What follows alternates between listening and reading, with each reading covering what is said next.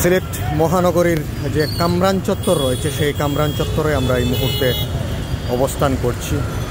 এই মুহূর্তে আসলে একটু আগেই বৃষ্টি ছিল, এখন অনেকটাই বৃষ্টি কমেছে, আবারও ঘুড়ি ঘুড়ি বৃষ্টি শুরু হয়েছে সিলেট মহানগরীর বিভিন্ন জায়গায়, এবং বন্দরবাজারেও কিন্তু এই মুহূর্তে বৃষ্টি আসা শুরু হয়েছে। এই মুহূর্তে আসলে অনেক জায়গায় প্লাবিত হচ্ছে, বিশেষ করে যে শহর অঞ্চলের যে নিচু এলাকাগুলো নতুন করে কিন্তু প্লাবিত হচ্ছে। এটা আপনারা অনেকেই জানেন, সিলেট মহানগরীর বিভিন্ন জায়গা নতুন করে কিন্তু পানিবন্দী হয়ে পড়ছে মানুষ, প্রচুর মানুষের অবস্থান। এবং এই মুহূর্তে আসলে বৃষ্টি এসেছে, সিলেটের বন্দরবাজারের এই মুহূর্তের দৃশ্য আমরা দেখানোর চেষ্টা করছি, আপনারা আমাদের সাথেই থাকুন।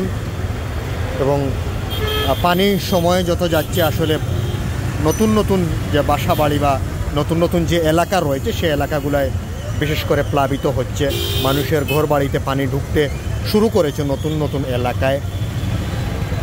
এবং বৃষ্টি চলমান রয়েছে, গতকাল রাত আজকে সকালেও প্রচুর বৃষ্টি হয়েছে, চলমান বৃষ্টির কারণেও প্রচুর জলাবদ্ধতার সৃষ্টি হয়েছে।